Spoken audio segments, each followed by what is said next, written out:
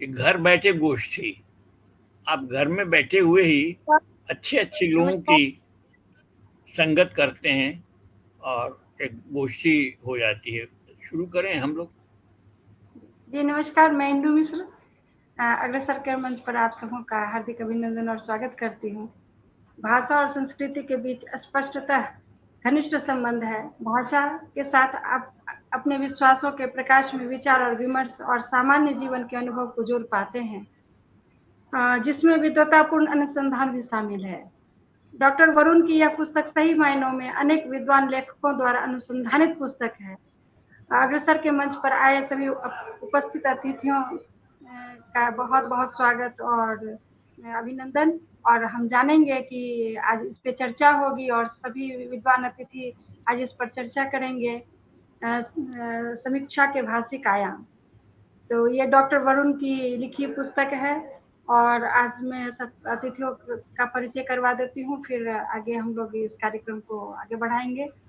तो हमारे पहले अतिथि हैं प्रोफेसर बालेंदु शेखर मंगलमूर्ति जी। प्रोफेसर मंगलमूर्ति जी की प्रारंभिक शिक्षा छपरा से हुई, फिर आपने पटना विश्वविद्यालय से अंग्रेजी में किया, एमए किया। आपने मुंगेर के RDNDJ कॉलेज में अध्यापन कार्य किया। इस दौरान आपने अंग्रेजी की शोध पत्रिका कंटूर का संपादन भी किया।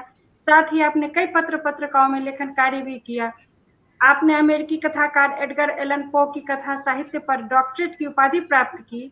आप 1998 से 2002 तक यमन गणराज्य में भाषा विज्ञान के प्रोफेसर रहे। यमन से वापसी के बाद अगले 10 वर्षों तक अपने पिता आचार्य शिवपूजन सहाय जी के संग्रहों के संरक्षण और संपादन में संलग्न रहे। आपने शिवपूजन सहाय साहित्य समग्र नाम से 10 खंडों में संपादन संपन्न किया। आपका अग्रसर के मंच में बहुत बहुत स्वागत।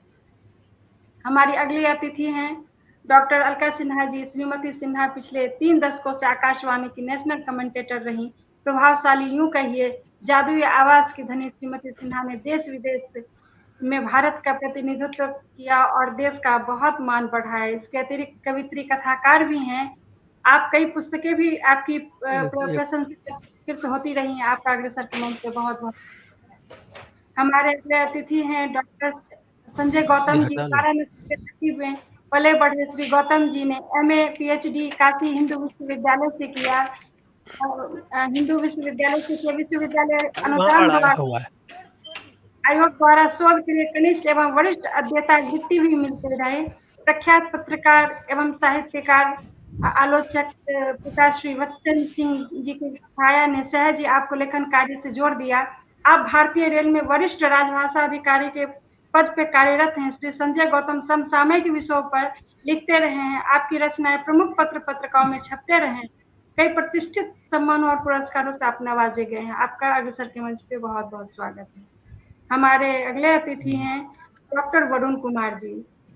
बिहार के मुंगेर जिले की धरती में पले बढ़े श्री वरुण कुमार ने रेल मंत्रालय भारत सरकार में निदेशक राजभाषा के पद पे कार्यरत हैं। बहुमुखी प्रतिभा के धनी श्री कुमार ने भागलपुर विश्वविद्यालय से शैली विज्ञान, भाषा विज्ञान से संबंधित शोध किया।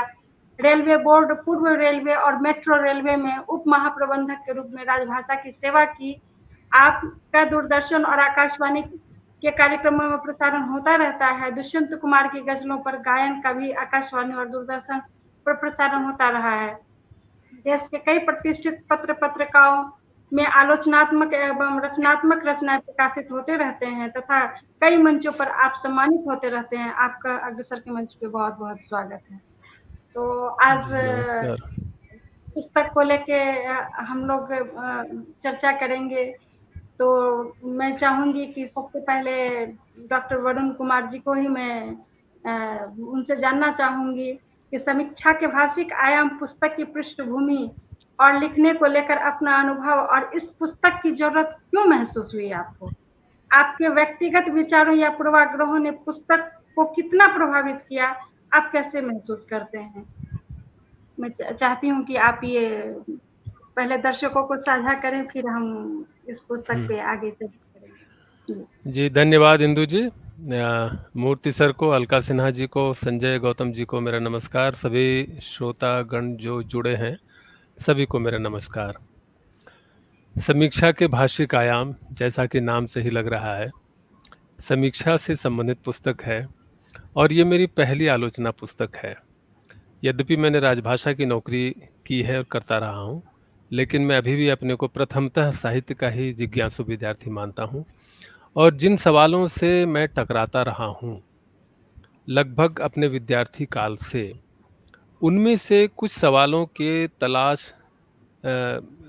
सवालों के हल तलाशने की प्रक्रिया में इसके निबंध उपजे हैं, खास करके इसके जो 2 खंड हैं, कृति और भाषा। उसके कृति भाषा और समाज का जो खंड है, उसमें मेरी भाषा के साथ समाज के संबंध की चिंताएं मुखरित हुई हैं और सरकार भी उस समाज का ही हिस्सा है। इसके निबंधों को जब मैंने लिखा, और कुछ एक निबंध तो ऐसे रहे कि पत्रिका के संपादक ने फ़ोन करके बड़ी प्रसन्नता व्यक्त की कि आजकल ऐसे लेख मिलते नहीं हैं, लेकिन हम छापने में असमर्थ हैं। इसमें फलां व्यक्ति का नाम आया है और उसकी आलोचना हो गई है। हम इसके लिए असमर्थ हैं, अगर आप नाम हटाएं तो हम ऐसा कर सकते हैं। लेकिन जो मेरी प्रकृति थी, मैंने उन ऐसे लेखकों के जिनके बारे में कहा गया, उनकी किताबों को फिर मंगाया, पढ़ा, देखा और मेरी धारणाएं जो है लगभग वही की वही रहीं। फिर मैंने असमर्थता व्यक्त की कि नामों के आगे नतमस्तक होना मेरी प्रवृत्ति नहीं है। अंततः अन्य पत्रिकाओं में ये लेख आए हैं। इसमें जो भी लेख हैं वे ज़्यादातर विभिन्न पत्र पत्रिकाओं में छप चुके हैं। आलोचना में छपा है, बहुमत में छपा है, बहुवचन में छपा है, समकालीन भारतीय साहित्य में छपा है और ऐसे कई लेख जो हैं वो, यहाँ तक कि गृह मंत्रालय की राजभाषा भारती जो पत्रिका है उसमें भी छपे हैं, विशेषकर भाषा और समाज को लेकर के। तो किताब आपके सामने है। जो मैंने मूल बुनियादी सवाल जो इसका रहा है, कृति के बारे में जब आलोचना होती है तो अक्सर आलोचक उसमें से जो वो मन पर अपने प्रभाव को पढ़ पाता है, जो अपने ऑब्जर्वेशन के जरिए हासिल कर पाता है, उस पर ही निर्भर करता है। मेरी कोशिश रही है कि जो ऑब्जर्व करता है, जो अवलोकन होते हैं, उनको कोई साक्ष्य के साथ प्रस्तुत किया जाए, यानी जो आलोचकीय स्थापनाएं हैं उनके प्रमाण भी हों। आखिरकार मैं विज्ञान का विद्यार्थी रहा हूँ काफ़ी दिन तक, और उन वस्तुनिष्ठ प्रतिमानों के आधारों की तलाश में मैं भाषा की ओर गया, शैली की ओर गया, और ज़्यादातर इस बात की कोशिश है कि जो आलोचकीय स्थापनाएं हैं वो भाषा के साक्ष्य के साथ प्रस्तुत की जा सकें। और वही सवाल हैं, लय का सवाल है, परंपरा और आधुनिकता का भी सवाल अगर एलियट ने कृति के अंतर्वस्तु के आधार पर निर्धारित किया था, तो मैंने भाषा की ज़मीन पर उसी प्रश्न को कि कहाँ व्यक्तिगत प्रतिभा का मोल है, कहाँ सामाजिक विरासत काम करता है, ऐसे सवाल हैं तथा अन्य अनेक जो पाठक को इस पुस्तक को पढ़ते हुए उन्हें मिलेंगे। पुस्तक ही आपके सामने आज चर्चा होगी तो बातें विस्तार से आएंगी। धन्यवाद। इंदु जी। अब मैं सुदीप जी से जानना चाहूँगी कि इस पुस्तक के बारे में आपने पढ़ा है और इसके अनुभव के बारे में आप बतलाएं कि आपको इस पुस्तक में क्या अच्छी बातें लगी और कैसा आप पढ़ के आप महसूस कर रहे हैं। संजय जी। सर संजय।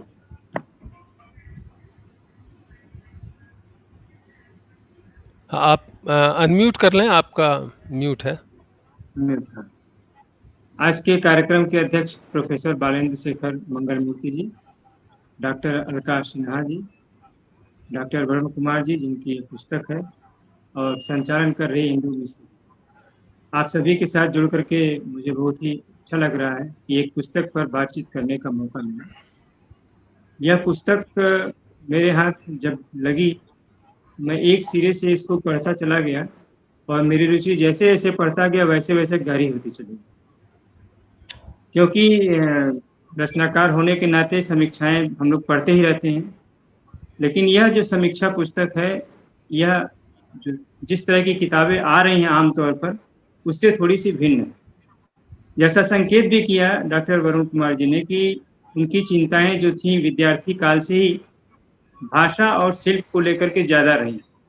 उन्होंने निर्मल वर्मा जैसे कथाकार की कथा भाषा पर कार्य भी किया, अपना शोध कार्य, तो इसलिए वह मूल रूप से भाषा और शिल्प के प्रति बहुत सजग तथा व्याकरण के प्रति बहुत सजग रहे हैं, जिसका स्वरूप इस पुस्तक में बड़ी गहराई से दिखाई पड़ता है। क्योंकि इस तरह का चिंतन सामान्य तौर पर कोई एक दो लेख में नहीं कर सकता है, जब तक कि उसकी निरंतरता में उसकी चिंतन प्रणाली में वह चिंता शामिल न हो। इस किताब की जो चिंता है वह रचना के केंद्र में भाषा को रखती है। हम लोग ज़्यादातर जो आलोचनाएं पढ़ते हैं वो सामाजिक सरोकारों से संबंधित आलोचनाएं होती हैं कि किस किताब में या किस कविता में क्या कहा गया है और उसका सामाजिक निहितार्थ क्या है। किसी भी रचना में सामाजिक निहितार्थ खोजना या उसका सामाजिक विश्लेषण करना अत्यंत सरल कार्य है एक तरह से, और अगर आप किसी दृष्टि से बंधे हुए हैं तब तो और सरल कार्य है कि यह विचार इसमें है या नहीं है। तो ज़्यादातर आलोचना की जो समस्या है वो यह है कि हम लोग सामाजिक दृष्टिकोण से रचना को देखते हैं, और अगर हमारी सामाजिक दृष्टि से जुड़ी हुई बातें मिल जाती हैं तो हम बहुत प्रसन्नतापूर्वक उसकी समीक्षा करते हैं या उसकी तारीफ करते हैं। लेकिन किसी भी किताब में या किसी भी रचना में उसकी भाषिक अंतर्दृष्टि क्या है, इस बात पर बहुत महत्वपूर्ण तरीके से जोर देती है यह किताब कि भाषा के साथ कैसे बनता है। और जो जैसे ही भाषा और शिल्प की बात होती है किसी व्यक्ति द्वारा, कोई करना शुरू कर देता है तो ज़्यादातर उसे कलावादी कह करके एक तरह से उपेक्षित कर दिया जाता है। तो यह खतरा भी, यह जोखिम भी डॉक्टर वरुण कुमार जी ने लिया है।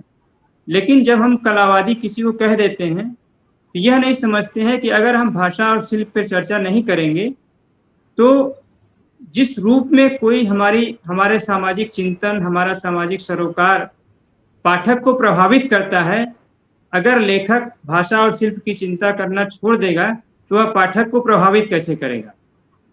क्योंकि अगर केवल सामाजिक विचार से प्रभावित करना हो तो समाजशास्त्री उसके लिए बहुत है, अगर ऐतिहासिक दृष्टि से प्रभावित करना है तो उसकी जिम्मेदारी इतिहासकार की।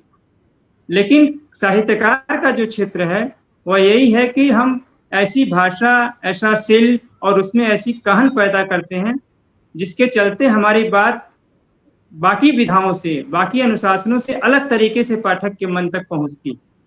तो अगर कलावादी न भी हो कोई, लेकिन हर व्यक्ति को, हर रचनाकार को यह चिंता जरूर करनी चाहिए कि हम किस हद तक भाषा और शिल्प पर काम करें कि हमारी बात कलात्मक तरीके से या जैसे हम चाहते हैं वैसे पाठक के भीतर पहुंच सके।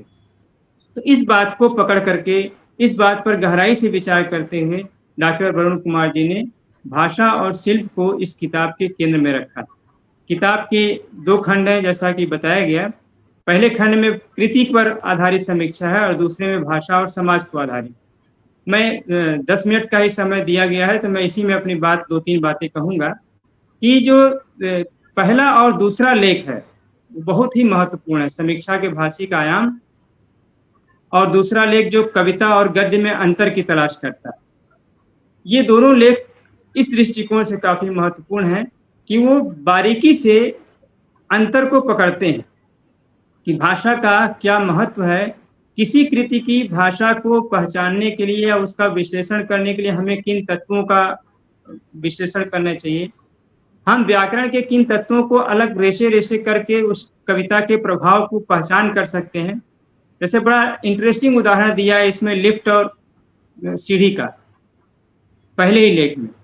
तो जो एक सवाल उठता है कि लिफ्ट यानी कि जो आलोचक की जो प्रातिभ क्षमता होती है, जो अंतर्दृष्टि होती है, जिससे कि वो किसी कृति के महत्व को समझ लेता है और उस पर एक टिप्पणी कर देता है, लेकिन वह उस टिप्पणी तक कैसे पहुंचा, वो कौन से तत्व हैं जो कि उस टिप्पणी तक उसको पहुंचाते हैं, उसकी प्रभावशीलता को व्यक्त करते हैं।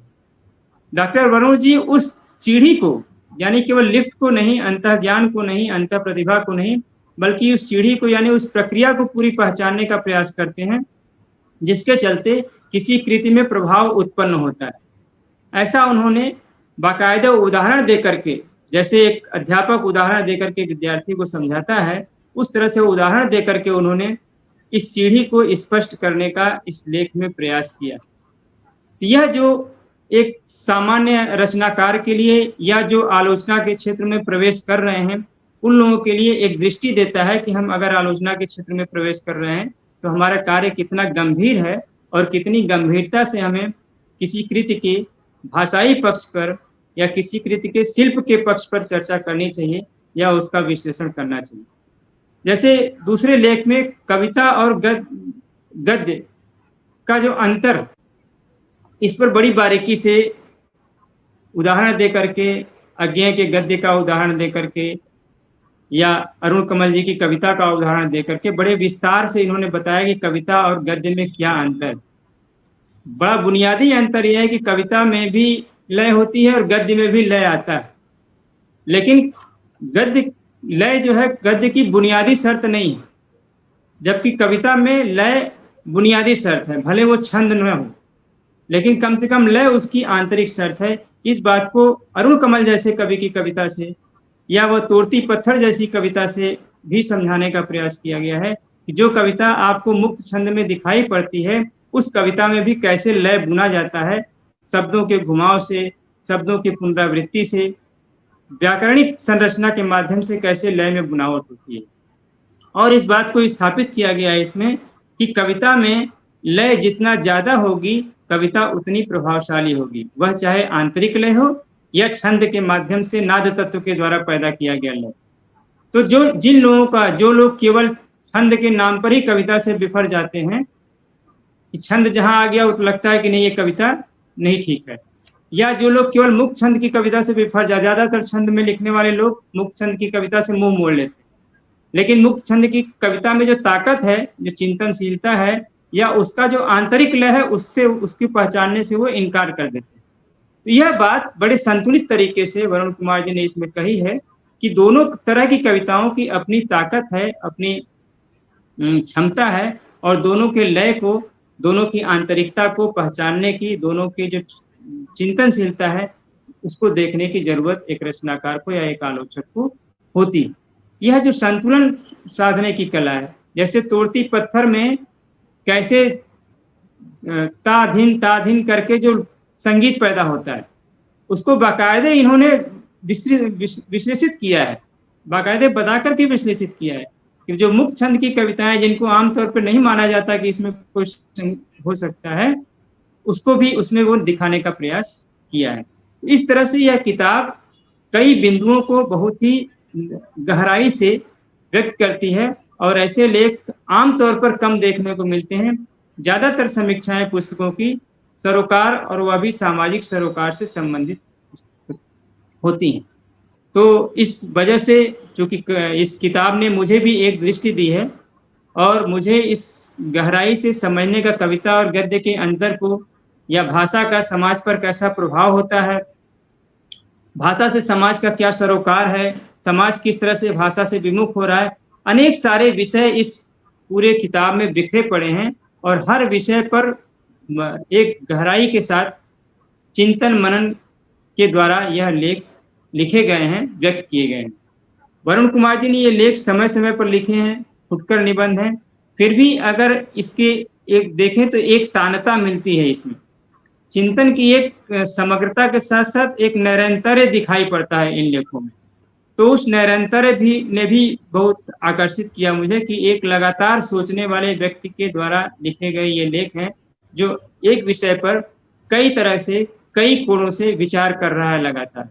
इसलिए आगे के समय में, क्योंकि आप लोग आगे विस्तार से बताएंगे किताबों के बारे में, हम लोग यह भी अपेक्षा कर रहे हैं डॉक्टर वरुण कुमार जैसे कि जिस तरह से एक एक लेख में उन्होंने कुछ कविताओं का विश्लेषण किया है, वैसे गद्य की किसी कृति की भाषा और शिल्प को लेकर विशेष रूप से और गहराई में डूब करके विश्लेषण करेंगे तो हिंदी समाज को एक ऐसी अनूठी कृति मिल सकती है जो कि अभी तक अनुपलब्ध हो।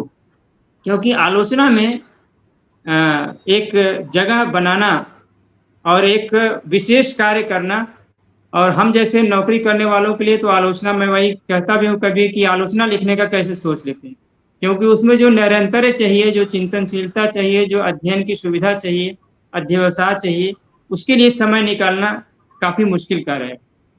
जब समय निकालेंगे और किसी भी कृति विशेष की भाषा और शिल्प पर जिस तरह से उदाहरण देकर के आपने इसमें बताए हैं, उस तरह से अगर विस्तार से एक ही कृति को केंद्रित करके विवेचन विश्लेषण करेंगे तो कोई अनूठी कृति हिंदी समाज को, हिंदी के विद्यार्थियों को, सजग रचनाकारों को मिलने की उम्मीद हम लोग कर रहे हैं।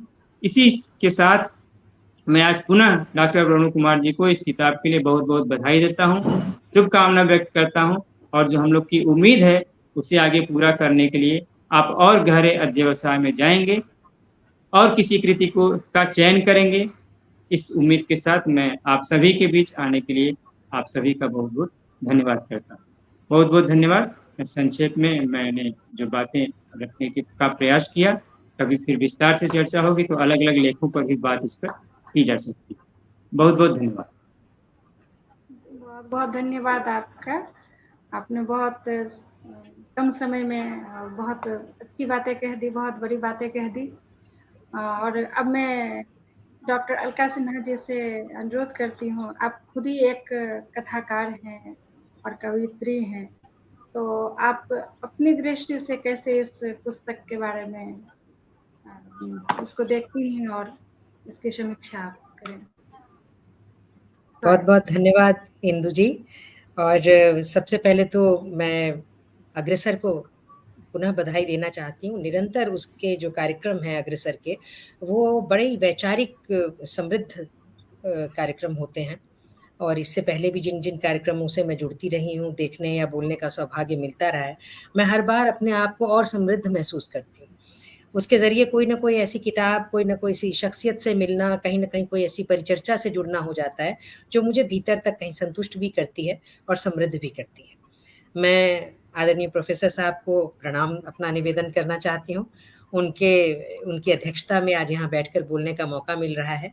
उनसे बहुत कुछ सीखने का मौका हमारे परिवार में मेरे पति उनके छात्र रहे हैं और बराबर उनके बारे में सुनने का मौका मुझे मिलता रहा है। वरुण जी भी सब ये दोनों साथी भी रहे हैं, तो उनकी बहुत सारी चीज़ें पीछे से भी जो उनके बचपन से जुड़ी हुई हैं, उनसे मैं वाकिफ़ हूँ। तो उनका जो संगीत के प्रति लगाव है, जिसकी बात अभी गौतम जी कर रहे थे, बहुत ही खूबसूरत चर्चा की गौतम जी ने। एकदम बारीकी से और बड़ी आत्मीयता के साथ एक-एक पक्ष को उठाया है किताब की। एक जो जिस तरीके से किताब लिखी गई होगी, उसके साथ जो आत्मीय संबंध जुड़ा होगा लेखक का, उसी तरह का एक आत्मीय संबंध पाठक का भी जुड़ जाता है जब वो किताब को पढ़ता है। तो गौतम जी की बात को सुनते हुए उस संबंध को मैं महसूस कर रही थी, तो बहुत सुखद हुआ उनसे मिलना। मैं पुस्तक पर आऊँ और समीक्षा के जो भाषिक आयाम है, इस पर बात करने से पहले मुझे लगता है कि छोटी-छोटी सी बात मुझे कुछ पूर्व कथन के रूप में कहना बहुत ज़रूरी लग रही है। ये पुस्तक आज क्यों इतनी ज़रूरी है और उस पर चर्चा क्यों आपको समृद्ध करती है, उसको जानने के संदर्भ में या उसकी प्रक्रिया में जो बड़ी बात मुझे लगती है, वो ये लगती है कि आज का समय ऐसा हो गया है कि हर लेखक, मतलब लेखक बनने का जैसे एक फैशन सा चल पड़ा है और हर कोई जो है वो लेखक ही बनना चाहता है। मज़े की बात ये है कि जो समीक्षा कर रहा है, वो भी लेखक ही बनना चाहता है। हद तो ये हो गई है कि अब जो कसौटी पर परखता आलोचक, वो भी चाहता है पहले मैं ही लेखक बन जाऊँ और समीक्षा बाद में होगी। ये स्थिति है आज की और रातों-रात लेखक तैयार हो रहे हैं। उन्हें लेखक के रूप में प्रमाणित करने वाले समीक्षक, क्योंकि वो भी एक लेखक हो चुके हैं, तो दोनों एक-दूसरे को प्रमाणित कर रहे हैं। क को ख प्रमाणित करता है, ख को ग कर देता है और ग को फिर क कर देता है। तो इस तरीके से एक ऐसा-सा चक्रव्यूह जैसा बना दिया है कि सब एक-दूसरे पे निर्भर कर रहे हैं। तुम मुझे अच्छा कहो, मैं तुम्हें अच्छा कहूँ। ऐसी स्थिति में जो सबसे बड़ी दिक्कत हो गई है कि आलोचना की जो भूमिका है, वो बहुत गौण या कहें कि बहुत औपचारिक होकर रह गई है। इसके कारण भी हैं, इसके कारण बहुत सारे हैं। उसकी सबसे बड़ी बात तो ये है कि अब किसी लेखक को छपने के लिए संपादक की कसौटी पर खरा उतरने की ज़रूरत नहीं पड़ती। अब वह फ़ेसबुक, यूट्यूब जैसे किसी भी सोशल मीडिया पर खुद ही पोस्ट कर सकता है। ऐसे में बहुत अराजकता की स्थिति उत्पन्न हो गई है, इसलिए ये सवाल बार-बार उठ रहा है कि ऐसे कैसे चलेगा और कब तक चलेगा? एक समय था कि पुस्तक प्रकाशित होने से पहले समीक्षकों के एक पैनल से पुस्तक गुज़रती थी, संपादन मंडल उस पर चर्चा करता था, भाषा और शिल्प पर विचार करके ये निर्णय लिया जाता था कि इस पुस्तक को प्रकाशित करना कितना उचित रहेगा। मगर आजकल प्रकाशक जो पहला सवाल पूछते हैं, वो पूछते हैं आपको कितनी प्रतियाँ चाहिए? और इसी आधार पर तय कर दिया जाता है कि आपको जितनी प्रतियाँ चाहिए उसके हिसाब से पुस्तक का मूल्य दे दीजिए, उतनी प्रतियाँ छप जाएँगी। अब नई तकनीक से प्रकाशन इतना सुलभ हो गया है कि आपको तत्काल सभी प्रतियाँ छापने की ज़रूरत नहीं है। जब जितनी माँग आती है, अगर आती है तो, उसके अनुसार प्रिंट ऑन डिमांड के आधार पर उसी वक़्त उसको प्रकाशित कर लिया जाएगा जब उसकी डिमांड आएगी। इसका मतलब ये निकला कि प्रकाशक के जिम्मे पुस्तक को छापने और बेचने का अब कोई रिस्क नहीं रहा। तो ये भी एक स्थिति है जिसकी वजह से कि आलोचना की जो भूमिका थी, आलोचना की जो महत्ता थी, वो कहीं न कहीं परोक्ष में जा रही है। ये बड़ी खतरनाक स्थिति है। खतरनाक इसलिए है क्योंकि इससे जो सबसे बड़ी क्षति हो रही है वो पाठकों की हो रही है।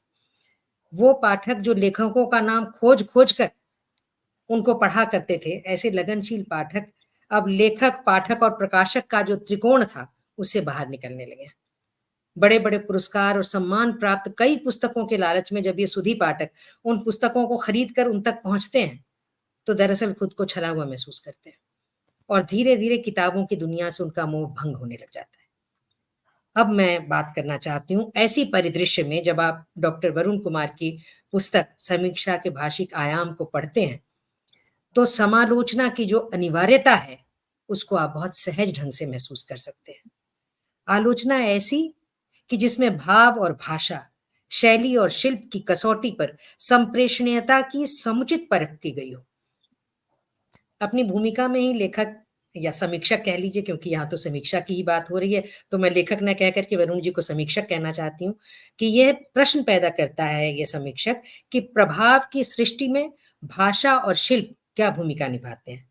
यानी यह प्रश्न कि लेखक ने क्या कहा और लेखक ने कैसे कहा, इसके बीच झूलता है।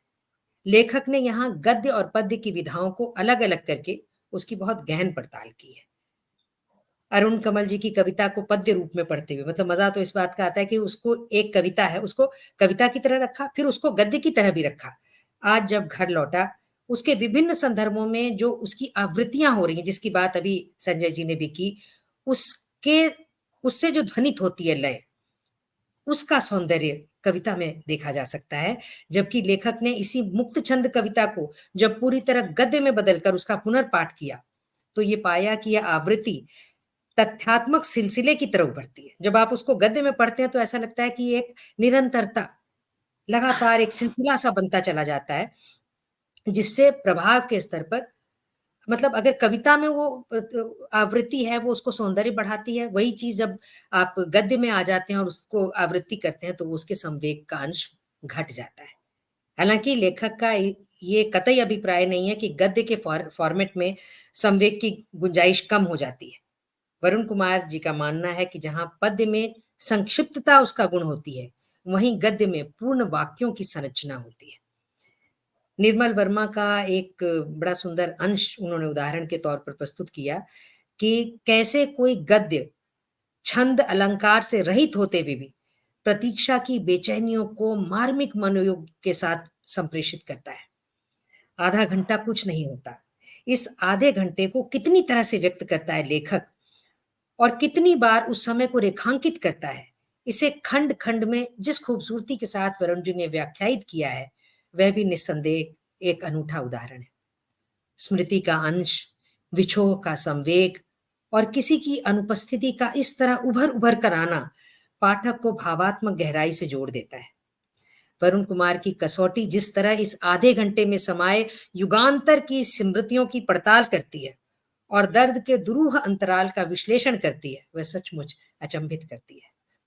भाव और भाषा के स्तर पर अर्जित अनुभव को इस तरह आलोचनात्मक रूप में रेशा रेशा उघाड़ कर की गई व्याख्या अपने आप में अनुपम है। छोटे छोटे वाक्यांशों से अनुभूत पीड़ा की सघनता को समझना और उसे सहजता से व्याख्यायित कर देना, ये उल्लेखनीय है। इसमें मैं कहूंगी कि लंबा हो जाएगा इसलिए मैं उदाहरण नहीं पढ़ रही हूँ, लेकिन पृष्ठ संख्या 20 और 21 में जिस तरीके से उन्होंने एक एक वाक्यांश तोड़ तोड़ कर और उसकी जो व्याख्या की है, जिस तरीके से उसके प्रभाव को बताया है, वो सचमुच बहुत ही सुंदर है। ऐसा कहीं देखने को मिलता नहीं है। और इस तरह से वो ये सिद्ध करते हैं कि भाषा का पक्ष कविता की नहीं, गद्य की समीक्षा में भी अत्यंत महत्वपूर्ण स्थान रखता है। अभी संजय जी इस बात को कह रहे थे कि कविता में इसको हम ज्यादा देखते हैं, ये सही है, हम देखते हैं कविता में, लेकिन उसका जो प्रभाव है वो गद्य में कम हो ऐसा बिल्कुल भी नहीं है। तो अगर मैं इसकी बात करते हुए आगे आती हूँ और मैं कहना चाहती हूँ कि जब वरुण कुमार की जो हम किताब से गुजरते हैं तो हम पाते हैं कि उनकी मूलभूत पड़ताल प्रोज वर्सेस पोएट्री के इर्द गिर्द घूमती है। समीक्षक का ये मानना है कि गद्य बोलचाल की भाषा से गुजरते हुए अभिव्यक्ति का माध्यम बनता है, इसलिए रोजमर्रा की सहजता उसकी सबसे बड़ी विशेषता होती है। उसका लोक के निकट होना, परिचित और सहज होना ही उसकी संप्रेषणीयता को प्रभावी और विशेष बनाता है। अब सवाल ये उठता है कि यदि काव्य का छंद में होना उसे गद्य से अलग करता है, तो फिर उन वैदिक ऋचाओं के बारे में क्या कहा जाए जो छंद के बगैर होकर भी काव्य का अनूठा उदाहरण मानी जाती है। ये प्रश्न वरुण कुमार जी का है और मुझे बहुत ही जायज लगता है। समीक्षक का मानना है कि छंद से अधिक लय की अनिवार्यता किसी पीस को गद्य अथवा पद्य की पहचान देती है। जो लय बात उन्होंने भी कही, पहले भी मैं इसको दोहराना नहीं चाहती हूँ, लेकिन बातें बहुत इंपॉर्टेंट हैं, उसको छोड़ा भी नहीं जा सकता है। तो गद्य की लय मूल्यतः उसके अर्थ से, मतलब दोनों में फर्क क्या होता है कि जब आप गद्य को पढ़ते हैं तो उसकी लय उसके अर्थ के साथ साथ निर्देशित होती है, जबकि कविता की लय, नाद योजना की बात अभी संजय जी ने भी कही और वो बहुत अच्छी बात है, बहुत महत्वपूर्ण है कि उसमें अधिक प्रवाह के स्तर पर उसे श्रव्य बनाती है, सुनने में मजा आता है, ध्वन्यात्मक रिदम का आनंद कविता का गुण बन जाता है। यहाँ पर भी अपनी बात को सिद्ध करने के लिए बहुत अच्छा उदाहरण दिया है। हिमाद्रितुंग श्रृंग से प्रबुद्ध शुद्ध भारती, स्वयं प्रभा समुज्ज्वला स्वतंत्रता पुकारती, अमर्त्य वीर पुत्रो। इसमें जो पूरा एक नगाड़े की चोट का जो एहसास हो रहा है और वो बिल्कुल एक, आपको लगता है कि एक ड्रम जैसा बज रहा है, तो वो उसका जो ध्वन्यार्थक बनता है सौंदर्य, वो उसको बहुत खूबसूरती से प्रस्तुत करता है। वहीं वो उसके सामने जो तुलनात्मक अध्ययन करते हुए अज्ञेय का एक पीस रखते हैं, उसका पाठ रखते हैं जिसमें तत्सम पदावली है और उसके अंदर बहुत सारे अलंकार भी लिए गए हैं। लेकिन इसके बावजूद अब वो गद्य है।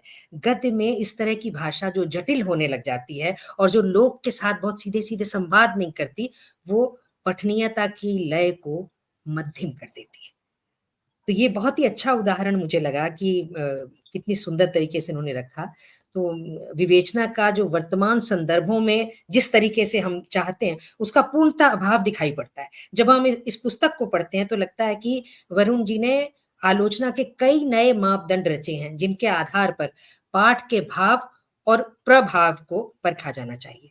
मैं बहुत बहुत मतलब मुझे बड़ा अच्छा लगा इसको पढ़ना।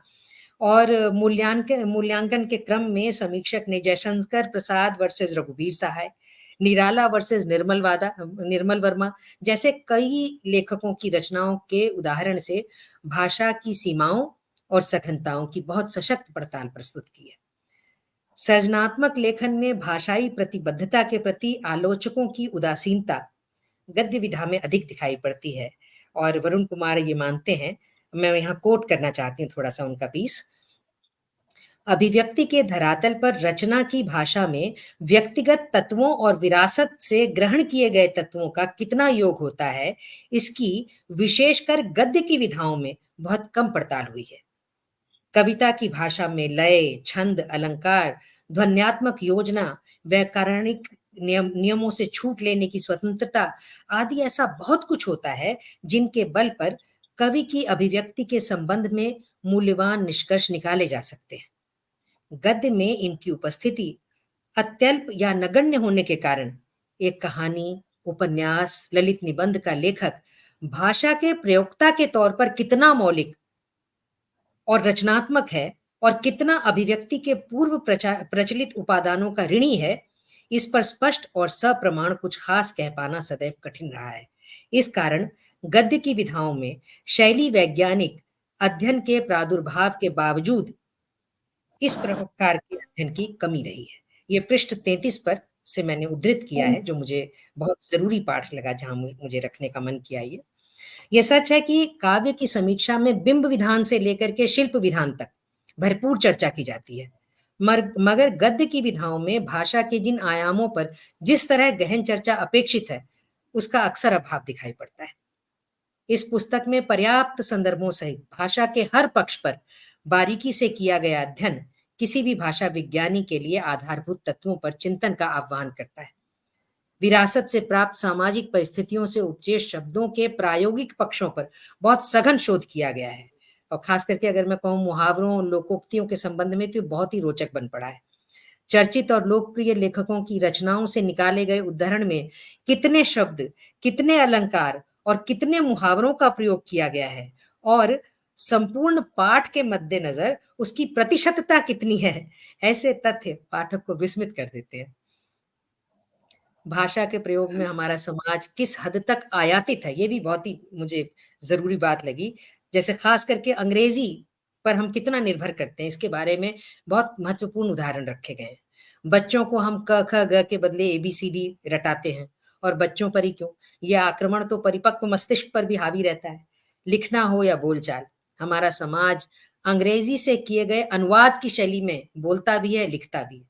ऐसे कितने ही वाक्य संरचनाओं को इस पुस्तक में प्रस्तुत किया गया है और उदाहरण सहित बताया गया है कि जिस पर अनायास आपका ध्यान नहीं जाता, लेकिन एक भाषा विज्ञानी के लिए निश्चय ही ध्यान देने वाले तथ्य हैं।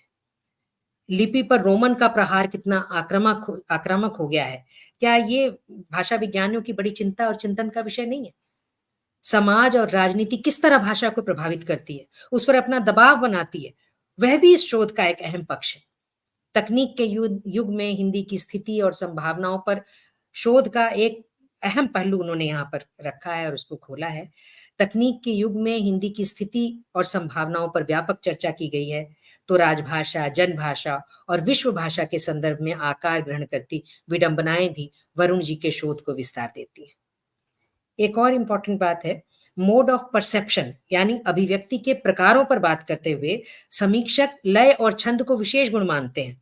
अंतर सिर्फ इतना है कि कविता की लय में नियमितता होती है। ये बात मुझे बहुत अच्छी लगी और मुझे लगता है शायद इसको बहुत किसी ने रेयरली उठाया होगा। ये बात बहुत ही इम्पोर्टेंट है और मैं जो बात संजय जी ने उठा करके बीच में रोकी थी, मैं इसको थोड़ा यहाँ आगे ले जाना चाहती हूँ और कहना चाहती हूँ कि छंद और लय दोनों में ही बराबर के अहम है। अंतर सिर्फ इतना है कि कविता की लय में नियमितता होती है, जबकि गद्य में यही लय अनियमित होती है। बड़ी बारीक बात है। नियमितता को रचने के लिए आवृत्ति की जाती है, जिसमें वर्णों की आवृत्ति हो सकती है, शब्दों की आवृत्ति हो सकती है। सरल भाषा में इसको तुक या अनुप्रास कह सकते हैं। अधिक गहराई में जाएं तो शब्दों की आवृत्ति में यमक हो सकता है, ध्वन्यार्थ, व्यंजना जैसी विशेषताएं आ सकती हैं। वरुण कुमार जी का मानना है कि छंद और काफी हद तक लय से स्वतंत्रता ने आज की कविता के फॉर्म में क्रांतिकारी परिवर्तन ला दिया है, जिससे पुरानी अभिरुचि के आधार पर नई कविता को देखना न्यायसंगत नहीं होता। वे ये भी कहते हैं, मैं फिर यहाँ कोट करती हूँ उनकी बात को, ये बहुत अच्छी बात है इसलिए मैं उनको कोट करके बोलना चाहती हूँ। वे कहते हैं, हिंदी कविता अब अपनी विधागत विशिष्टता, प्रभाव की सघनता से भी वंचित हो रही है। उसमें गद्य की काया में मामूली अनुभवों और सपाट गद्यात्मक कथनों की बाढ़ है। पृष्ठ 84 पर यह बात कही गई है और जो मैंने शुरू में बात कही थी कि आजकल सब लेखक बन रहे हैं, कुछ भी लिख दो, कोई है ही नहीं, संपादक है ही नहीं, कोई उसको आलोचक है ही नहीं जो उसके बारे में कोई बात कहेगा, उसकी सुनी ही नहीं जा रही। तो अब वो सपाट गद्यात्मक कथन भी जो है वो किसी विधा में कहीं ना कहीं फिट हो जाते हैं। ये बड़ी चिंता की स्थिति है। समीक्षा के इस क्रम में एक बहुत रोचक और महत्वपूर्ण तथ्य की ओर पाठकों का बहुत ध्यान दिलाया गया है, जो कि वो कहते हैं कि निर्मल वर्मा हो या कुंवर नारायण, लगभग सभी बड़े लेखकों सहित जितने भी विचारक लेखक हैं, वे न के बराबर हिंदी लेखकों को उद्धृत करते हैं। वे कहते हैं कि निर्मल वर्मा ने अपनी पसंद की 10 पुस्तकों के नाम गिनाए तो उनमें 4 ही भारतीय लेखक थे और उनमें से भी हिंदी का एक भी लेखक नहीं था। यह चिंतन का विषय है कि हिंदी लेखकों को हिंदी भाषा के लेखक न तो प्रेरित करते हैं न प्रभावित करते हैं। यह सचमुच दीगर बात है कि वरुण जी ने इतनी साफगोई से ऐसे तथ्यों को उद्घाटित किया है जो हिंदी लेखकों पर सीधे सीधे प्रहार करते हैं। इसमें संदेह नहीं कि अपनी पुस्तक समीक्षा के भाषिक आयाम में गद्य और पद्य की विभिन्न विधाओं को आधार बनाते हुए भाषा के प्रभाव और प्रवाह पर अत्यंत तथ्यपरक दृष्टि से इस पुस्तक में मूल्यांकन किया गया है और अंततः अपनी स्पष्ट और बेबाक राय रखने का साहस जो वरुण कुमार जी ने किया है, ये बहुत ही अद्वितीय है। मैं उनको बहुत बहुत बधाई देती हूँ। ये पुस्तक सचमुच में पढ़ने के योग्य है और इसे जो भी भाषा के प्रति थोड़ा भी संवेदनशील है उन्हें जरूर पढ़ना चाहिए। मैं बहुत आभार व्यक्त करना चाहती हूँ अग्रसर का कि इतनी अच्छी पुस्तक के माध्यम से इस चर्चा में मुझे शामिल किया गया। वरुण जी को बहुत बहुत बधाई। धन्यवाद। धन्यवाद। आपने बहुत अच्छी इसकी समीक्षा की और मैं अब चाहती हूँ कि एक बार जितने भी दर्शक जुड़े हुए हैं उनका भी बहुत बहुत धन्यवाद कि आप इसमें सहयोग कर रहे हैं। और हमारे साथ मैं कुछ कमेंट्स ले लेती हूँ। बालकृष्ण मिश्रा जी जुड़े हुए हैं, बिल्कुल सत्य कहा आपने। वेंकटेश्वर राव वर्मा जी हैं, प्रभु नारायण जी हैं, बालकृष्ण मिश्रा जी हैं, रंजीत कुमार जी हैं, गुड्डू प्रिंस जी जुड़े हुए हैं, अजीत कुमार जी जुड़े हुए हैं और रंजीत कुमार जी, प्रतीक दामा जी जुड़े हुए हैं, प्रेमपाल शर्मा जी जुड़े हुए हैं, दिलीप मिश्रा जी जुड़े हुए हैं, आरुणि त्रिवेदी जी जुड़े हुए हैं, सरिता दत्ता जी जुड़े हुए हैं और सतविंदर सिंह भी जुड़े हुए हैं हमारे साथ। तो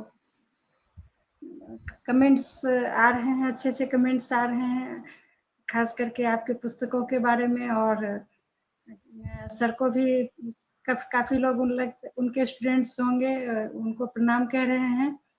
तो अब मैं सचमुच में विद्वता और सज्जनता के प्रति मूर्ति श्री मंगल मूर्ति जी को आमंत्रित करती हूँ कि वो अपने अध्यक्षीय उद्बोधन और इसकी समीक्षा करें। आवाज कम आ रही है सर, आवाज थोड़ी सी माइक के पास, आवाज सर कम आ रही है। अच्छा, थोड़ा माइक के पास ले लें, माइक को पास ले लें। सपने से माइक मैं अलग से यूज नहीं करता हूँ, लेकिन हाँ, इसमें जो माइक है मेरे लैपटॉप में, उससे आवाज नहीं आ रही है पूरी। हाँ अभी आने लगी, अभी अच्छा, आने मैं लगी सर। इसको एक मिनट, मैंने कुछ कम कर दिया। अपना लैपटॉप थोड़ा और नजदीक कर लेंगे तो आवाज शायद बढ़ जाएगी, क्योंकि माइक उसी के अब अंदर है ना। आवाज जा रही जी अब जा रही है। जी जी। हाँ, तो मैं ये कह रहा हूँ कि सबसे पहले तो मैं वरुण कुमार जी को इस पुस्तक के लिए बहुत बधाई देता हूँ। बहुत ही गंभीर ढंग से उन्होंने विचार किया इन प्रश्नों पर, और ये बड़े मौलिक प्रश्न हैं। कविता और गद्य की जो दो विधाएं हैं, पारंपरिक विधाएं हैं, ये इन विधाओं में जो एक अंतर है, और ख़ास तौर से समीक्षा की दृष्टि से जब हम इनमें एक अंतर करते हैं, तो उस पर जो जितनी गहनता से विचार किया है वरुण जी ने अपनी इस पुस्तक में, अभी तो अलका जी ने बहुत अच्छे ढंग से उसको प्रस्तुत किया है, लेकिन मैं दो चार बातें मैं कहना चाहता हूँ। एक तो ये है, पहली बात तो ये है कि समीक्षा और समालोचना ये दो शब्द हैं, और मैं समझता हूँ कि इन दोनों में थोड़ा अंतर है। समीक्षा एक विशेष रचना पर केंद्रित होती है। उसके लिए एक और शब्द है हिंदी में, उसको कहते हैं अनुशीलन। तो समीक्षा या अनुशीलन जो है वो किसी एक रचना विशेष पर केंद्रित होती है, लेकिन समालोचना किसी एक विशेष रचना पर ही केंद्रित नहीं होती है। वो समग्रता में उस रचना प्रक्रिया और उस लेखक की जो रचनाएं हैं, उन सारी रचनाओं को उनकी समग्रता में उस पर विचार करती है और उससे निष्कर्ष निकालती है। एक बहुत सूक्ष्म अंतर समालोचना और समीक्षा में ये होता है। वरुण जी ने जो पुस्तक लिखी है उसमें उन्होंने समीक्षा पर ज्यादा ध्यान दिया है, और मैं समझता हूँ कि यह प्रश्न जो है उसको थोड़ा और विस्तारित करने से यह प्रश्न समालोचना को भी अपने में ले सकता है, अपने में समेट सकता है, क्योंकि वो थोड़ा विस्तारित ढंग से समालोचना हम लोग करते हैं। जब समालोचना पढ़ते हैं तो समालोचना जो है वो एक प्रकार से उसकी किसी भी लेखक की रचना प्रक्रिया को उसकी समग्रता में उसका विश्लेषण करती है या उसका मूल्यांकन करती है। तो एक तो ये है प्रश्न, जो पुस्तक की जो का जो शीर्षक है समीक्षा के भाषिक आयाम, वो इसको एक बहुत ही सीमित अर्थ दे रही है, जबकि उनका उद्देश्य है, वरुण जी का उद्देश्य ये है कि वो भाषा वैज्ञानिक विश्लेषण जो है वो उसका करना चाहते हैं जो साहित्य की जो समालोचना है, उसमें जो भाषा उसमें जो भाषा का जो प्रयोग होता है, उस भाषा उसकी भाषिक जो उसके जो आयाम होते हैं, उस पर वो विचार करना चाहते हैं। इसलिए मैं ये समझता हूँ कि अभी जो वरुण जी ने जो बातें कही हैं, उन बातों में और अभी विस्तार की गुंजाइश है और उनको इस पर और अभी ज्यादा विचार करने की जरूरत है। उन्होंने अपनी जो रचनाएं हैं, अपने जो लेख हैं, उन लेखों को अभी संकलित कर दिया है, लेकिन ये सारे लेख प्रश्नों के उत्तर उतना नहीं देते हैं जितने ये प्रश्नों को जगाते हैं, प्रश्नों को उठाते हैं। इनमें बहुत सारे प्रश्न हैं। जैसे मैं आपको कहता हूं, भाषा प्रयोग की दृष्टि से रचना के रसात्मक अनुशीलन की जो परख होती है, शैली विज्ञान की दृष्टि से की गई परख क्या रसात्मक अनुशीलन के को समृद्ध करती है? ये एक प्रश्न है कि शैली विज्ञान का जब हम प्रयोग करते हैं किसी भी एक रचना पर, तो उससे जो उसकी रसात्मक अनुभूति होती है, उसका रसात्मक आस्वाद होता है, क्या वो प्रभावित होता है और किस हद तक प्रभावित होता है? इस पर विचार किया जाना चाहिए, अभी और विचार किया जाना चाहिए। इन्होंने विचार किया है, जैसे अरुण कमल की कविताओं की चर्चा की अभी अलका जी ने, और निर्मल वर्मा की और अज्ञेय की कविताओं की और उनके गद्य की चर्चा की। मेरा अपना मत ये है कि गद्य और पद्य का जो यह अंतर हमको दिखाई पड़ रहा है, ये केवल समय का अंतर है। एक समय था जिस समय में कविता का अर्थ पद्य हुआ करता था। उस समय जो है वो कविता लिखी जाती थी, पद्य में लिखी जाती थी, और इसलिए गद्य से उसका अंतर बहुत स्पष्ट होता था, इसलिए कि उसमें बहुत प्रकार के उपकरणों का प्रयोग होता था, इसलिए उसमें एक स्वाभाविक जो है वो अंतर हो जाता था। लेकिन ये एक समय की बात थी। जैसे पुराने जमाने में जैसे रीतिकाल की कविता है, तो रीतिकाल की कविता में मुक्त छंद की कल्पना नहीं की जा सकती है।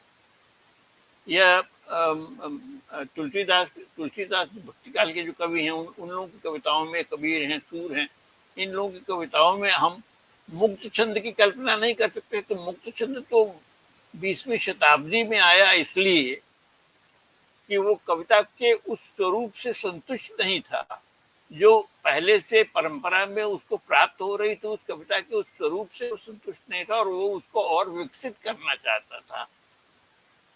कविता के भावों को लेकर के वो उसको और विकसित करना चाहता था। इसलिए मैं समझता हूँ कि मुक्त छंद, निराला जी की भी जो कविता है, आप देखेंगे कि निराला जी की कविता खासतौर से राम की शक्ति पूजा वाली जो उनकी कविता है, उसको आप देखें तो वो किसी भी पुराने छंदबद्ध कविता के मुकाबले में उससे ज्यादा जो है वो प्रभावशाली वो सिद्ध होती है, निराला जी की कविता।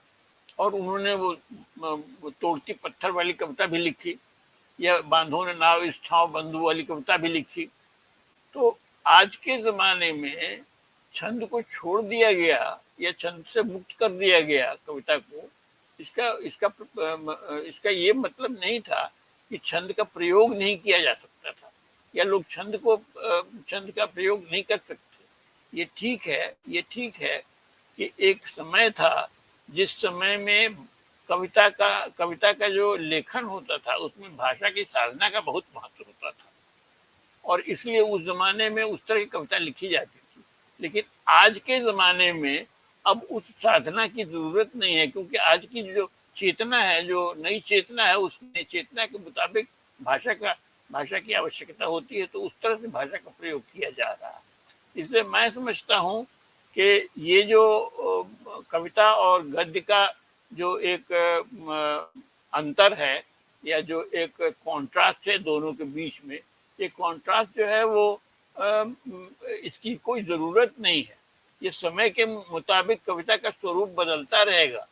आप देखिए अंग्रेजी में देखिए तो अंग्रेजी में जो है वो 20वीं शताब्दी में जो कविता अंग्रेजी में लिखी गई है उसमें जितनी विविधता है, अब जैसे एक कविता अमेरिकी कवि है कमिंग्स, कमिंग्स करके एक कवि है, उसने जो कविताएं लिखी उन कविताओं में न छंद है न अलंकार है, और उसका एक स्वरूप जो है वो बिल्कुल ही टेक्नोलॉजिकल स्वरूप में वो कविता लिखी जाती है, टाइप की जाती है, उसमें कैपिटल लेटर्स नहीं होते हैं या उसमें ब्रैकेट्स और पंक्चुएशन वगैरह का प्रयोग अलग तरह से होता है।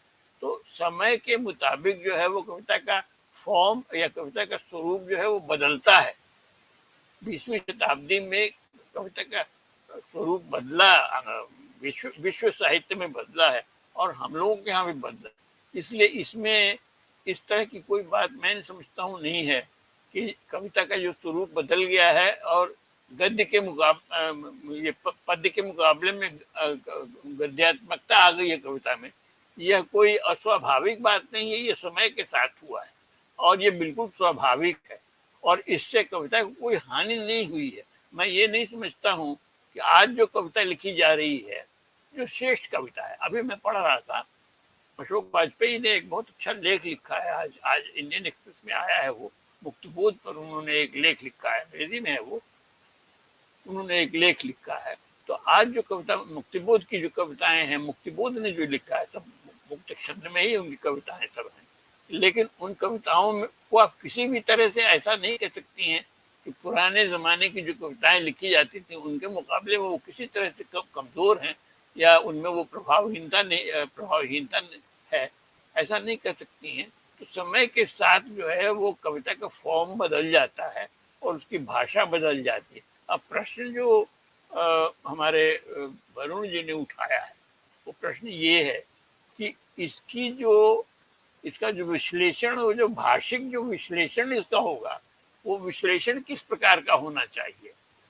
जो कविता नई कविता लिखी जा रही है उस नई कविता का भाषिक विश्लेषण किस प्रकार का होना चाहिए, इसकी क्या प्रविधि होनी चाहिए और इसमें क्या नए नए प्रयोग किए जा सकते हैं या नए ढंग से लिखा जा सकता है, समीक्षा लिखी जा सकती है। जो मूल बात है वरुण जी की पुस्तक में वो ये है कि हमारी जो समीक्षा अभी लिखी जा रही है वो कविता पर केंद्रित जो समीक्षा है, उस समीक्षा में तो एक परंपरागत जो तौर तरीका चला आ रहा है उस तरह से लिखी जा रही है। लेकिन जो ये नई कविता लिखी जा रही है, जो मुक्त छंद में जो कविता लिखी जा रही है, उस कविता के लिए जो उसका भाषिक विश्लेषण होना चाहिए जिस तरह का, उस तरह का विश्लेषण करने के उपकरण हमारे पास नहीं है। हमको उनको विकसित करना है या उन पर हमको पुनर्विचार करना है, उनको नए ढंग से बनाने की जरूरत है।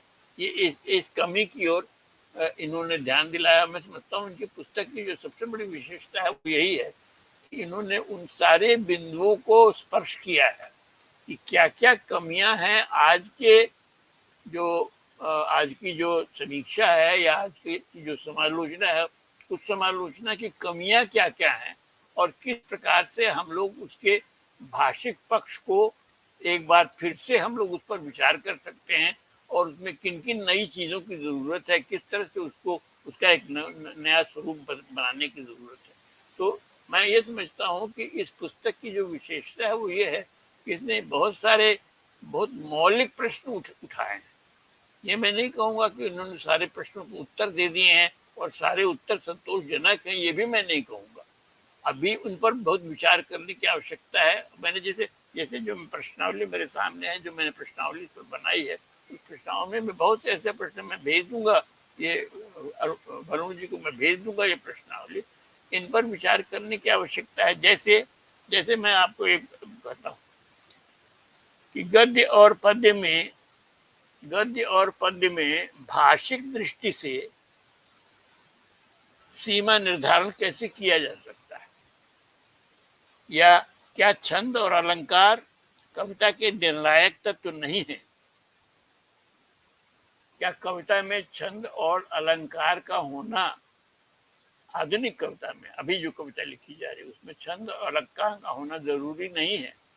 अगर ऐसा होता तो फिर आप राम की शक्ति पूजा को देखिए। राम की शक्ति पूजा किसी भी पुराने जमाने के किसी भी, जैसे आप तुलसीदास को ले लीजिए, आपको शायद मालूम होगा कि निराला जी ने शुरू में निराला जी ने रामचरितमानस के बालकांड का हिंदी में अनुवाद किया और जो अवधी में या ब्रजभाषा में जो जो दोहे और चौपाइयाँ तुलसीदास ने लिखी थी उनका उन्होंने हिंदी अनुवाद किया। तो निराला जी के और निराला जी का अपना काव्य जो है, जिसमें खासतौर से राम की शक्ति पूजा को जब मैं पढ़ता हूँ तो राम की शक्ति पूजा में वो सारी चीजें जो कही गई हैं वरुण जी की किताब में जो कही गई है कविता के विषय में, तो वो सारी चीजें जो है वो उसमें मिलती हैं।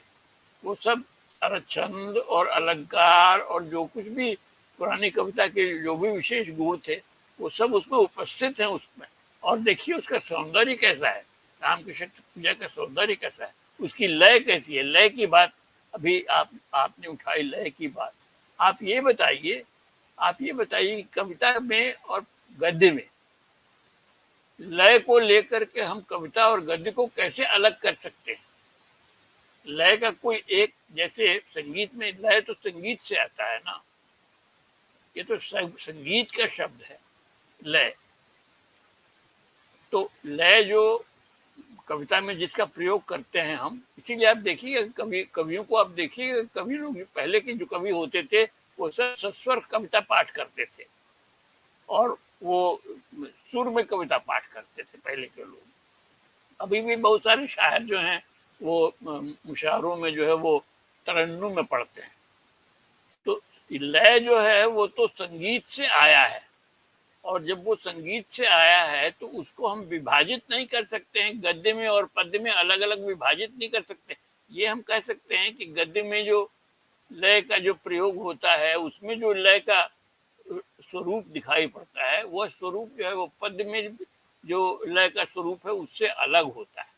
लेकिन यह कहना, जैसे भी अलका जी भी कह रही थी कि एक में जो है वो लय नियमित होता है और एक में लय जो है वो अनियमित होता है, ऐसा मैं नहीं मानता। इसलिए कि लय एक ऐसी चीज है जो जिसमें अनेक प्रकार की विविधता होती है। जैसे संगीत में देखिए आप, संगीत में ध्रुपद भी होता है, धमार भी होता है और उसके बाद जो है वो ठुमरी भी होती है उसमें, और सब में अलग अलग उसका लय होता है। वो संगीत जो है वो एक ऐसी विधा है, वहीं से लय तो वहीं से आया है। तो हम लोगों ने जो गद्य में और पद्य में जो लय है उसका जो अंतर किया है कि गद्य में लय नहीं होता है या करीब करीब नहीं होता है और पद्य में लय होता है, ऐसी बात नहीं है। गद्य का अपना लय होता है। ऐसा मैं तो आपको कह सकता हूँ कि आप कोई ऐसा गद्य नहीं लिख सकती हैं जिसमें कोई लय नहीं हो। लय एक ऐसी चीज है जो बहुत स्वाभाविक है, इस तरह के सृजन में बहुत स्वाभाविक है। वो हर जगह जो है वो आपको मिलेगी, आपको ढूंढने की जरूरत हो सकती है, लेकिन लय कहीं से अनुपस्थित नहीं मिल सकता। इसलिए ये जो प्रश्न है, लय का प्रश्न महत्वपूर्ण प्रश्न उठाया है इन्होंने। तो लय का जो प्रश्न है उसको मैं मानता हूँ कि आज की जो कविता है उसमें, जैसे इन्होंने अरुण कमल की कविता का उदाहरण दिया है, तो आप देखिए उसमें भी अपना लय है उसमें।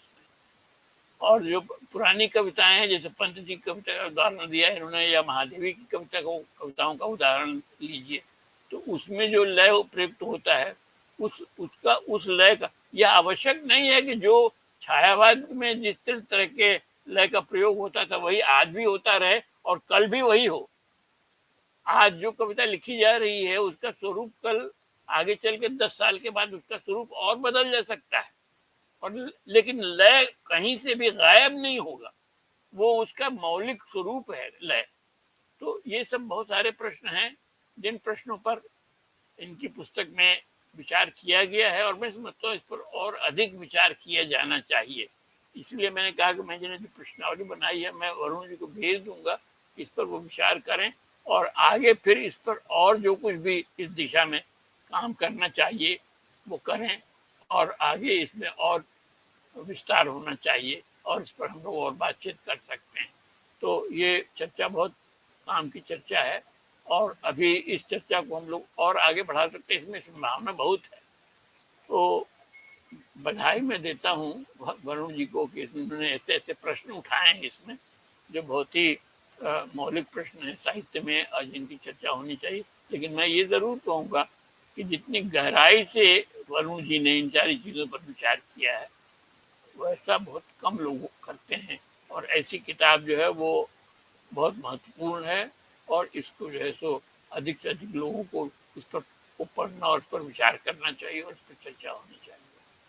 इन्हीं शब्दों के साथ मैं फिर से एक बार आप सब लोगों को बधाई देता हूँ, अपने अपने अपने बहुत सुचिंतित विचार इस पुस्तक पर रखे हैं, और एक इस पुस्तक का हम लोग सब मिलकर के स्वागत करें और वरुण जी का अभिनंदन करें। धन्यवाद। बहुत बहुत धन्यवाद सर, आपने बहुत सुंदर समीक्षा की इसकी। और मैं अब सारे वक्ताओं ने इस पुस्तक पे अपनी अपनी अच्छी जो भी समीक्षा थी उन्होंने की। अब मैं वरुण जी से, डॉक्टर वरुण जी से मैं जानना चाहूंगी कि कुछ अनछुए पहलू अगर रह गए हों, बातें रह गई हों, तो आप कुछ कहना चाहें तो धन्यवाद। धन्यवाद इंदु जी। अब अलका जी ने, संजय जी ने बड़ी ही गहराई से इस पुस्तक को देखा और इसकी उन चीज़ों को छुआ है जहां मुझे लगा था कि सचमुच ये चीज़ें दिखनी चाहिए, और सही सही उसी जगह को पकड़ लिया है। बहुत आभार प्रकट करता हूं। और सर ने तो खैर सर गुरु हैं, उन्होंने जितने इसमें उत्तर देखे उससे ज़्यादा उन्होंने प्रश्न तलाश लिए हैं, तो प्रश्नों का उत्तर तो पाने की प्रक्रिया उम्र भर चलती है, चलेगी। फिर भी कुछ जो सवाल अभी उठा दिया उन्होंने, जैसे जैसे मैं आपको एक चीज मैं आपको कहता हूँ वरुण जी, इसमें एक प्रश्न पर जो है तो ज्यादा विचार नहीं हुआ है आपकी पुस्तक में, और जो बहुत ही महत्वपूर्ण प्रश्न है, और वह प्रश्न है कि इसमें भाषिक जो आयाम है, समीक्षा के जो भाषिक आयाम है, उस आयाम की पड़ताल करते हुए हम लोग को यह सोचना चाहिए कि अनुवाद के परिप्रेक्ष्य में भाषिक आयामों की क्या भूमिका हो सकती है। अनुवाद के बारे में भी हम लोग को सोचना है। देखिए, अनुवाद एक ऐसी चीज होती है ना, हर रचना जो है वो एक प्रकार का अनुवाद होती है। ऐसा मानते हैं हम लोग कि हर रचना जो है वो, चाहे वो गद्य हो चाहे ये, वो एक प्रकार का अनुवाद होती है। अनुवाद वो पहलू मेरे ध्यान में है सर। अनुवाद में भी विचार होना चाहिए। मैं ये कह रहा था कि अनुवाद जो है, अनुवाद में भी भाषा की भूमिका पर मैं लिखने की सोच रहा हूँ। कई बातें उसके लिए भी दिमाग में हैं, वो भी जब लिखूंगा तो आप तक जरूर प्रेषित, शायद लिखने के दौरान ही कुछ सवालों पर आपसे चर्चा भी करूं। लेकिन एक चीज जो इन्होंने अभी सर ने जो उठाया, दो चीजें। एक तो जैसे राम की शक्ति पूजा के को उद्धृत करते हुए उन्होंने कहा कि क्या छंद और अलंकार कविता की बुनियादी जरूरतें हैं। मैं मानता हूं कि ऐसा नहीं है, यद्यपि सबसे ज्यादा उपस्थिति उनकी वहीं होती है। लेकिन यह भी देखेंगे कि बहुत सारे सिद्ध कलाकार बाद में उन्होंने अलंकारों पर सहारा लेना छोड़ दिया है। जैसे दिनकर शुरू में बहुत लेते हैं, बल्कि किताबों के नाम तक उनके अलंकारिक हैं, सामधेनी। लेकिन जब हरे के हरिनाम तक आते हैं तो भाषा बड़ी सादी हो जाती है, अलंकारों का प्रयोग कम हो जाता है। और भी कई ऐसे हैं जो बाद में, बल्कि मैंने इसी में उदाहरण दिया है कि शेक्सपियर में ही शुरू में जितने अलंकार प्रयोग आते हैं वो किंग लियर तक आते आते स्वयं शेक्सपियर की भाषा अलंकार से बहुत कम हो जाती है। मैंने सिर्फ इस बात की ओर इशारा किया कि एक अच्छा कवि या कलाकार जो प्रातिभ है, जो सचेत रूप से ऐसा नहीं भी करता है, वो आवश्यकता अनुसार इनका सहारा लेता है। ये अभिव्यक्ति के उपादान है। आज के जमाने में एक फैशन के तौर पर इनकी उपेक्षा की जाती है कि छंदात्मक कविता आज का जमाना नहीं रहा और मुक्त छंद की कविता ही अच्छी होगी। और दूसरा जो कहता है कि इन लोगों ने कविता को कविता रहने नहीं दिया, जनता कविता से दूर हो गई, कविता का जो मजा आता था ये मुक्त छंद वालों ने जो इसको खत्म ही कर दिया, वो गद्य से इसका कोई अंतर ही न रहा तो कविता कोई क्यों पढ़े। बिल्कुल दो अलग ध्रुवों पे खड़े हैं। मैं उनमें जो बुनियादी बातें हैं उनकी ओर इशारा करूँ, इसीलिए अरुण कमल की बिल्कुल गद्यवत कविता को भी मैंने उद्धृत किया और तलाशने, और इस विश्लेषण में लगभग मुझे आप विश्वास करें 8 से 10 महीने लगे। बहुत बार मैं देखा इसमें क्या बात है, कैसे कहूँ, क्या चीज़ निकालूँ? इसका एक-एक निबंध वर्षों में लिखा गया है। अब मैं 60 छूने चला हूँ, तब ये मेरी किताब आ रही है। इन प्रश्नों से टकराने और इनको लिखने की प्रक्रिया भी काफ़ी लंबी है, कम से कम 20-30 साल है। कुछ लेख तो 10-10 साल तक चले, लिखा गया, रुक गया। अब मुझे सवाल नहीं, आगे नहीं सूझ रहा है कि अब क्या बात होगी। फिर से लगा, फिर से अलग उदाहरण देखे, फिर सोचा, फिर लिखा। इसलिए मेरी किताब, इस किताब में देखेंगे दूसरे आलोचकों के या दूसरों के उद्धरण बहुत कम है, क्योंकि ज्यादातर मैंने खुद सोचा है, एक तरह से आत्मानुसंधान किया है।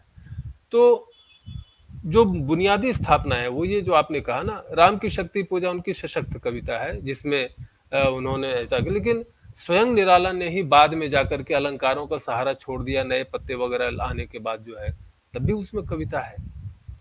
ये तो कवि को देखना है कि उसके लिए क्या जरूरत है। बहुत समर्थ कवि बिना अलंकारों के भी बहुत अच्छी रचना कर जाता है, ये मेरा मानना है। और लय की बात जो आपने कही, लय की इस बात के लिए तो खैर एक स्थापित सा तथ्य है कि लय की उपस्थिति दोनों में होती है, जो आपने कहा सही कहा। ये जरूर है कि कविता में जो नियमितता होती है वो गद्य में नहीं होती। और लय संगीत का शब्द है अब, लेकिन संगीत तो सुनी जाने वाली चीज है। कविता या गद्य अर्थ के सहारे प्रेषित होने वाली चीज है, वो सिर्फ सुरों या आवाजों की संरचना नहीं है। इसलिए निश्चय ही इसका संदर्भ दूसरा होगा, लेकिन ये बात तो हमेशा रहेगा फर्क दोनों में कि लय किसमें कितना है।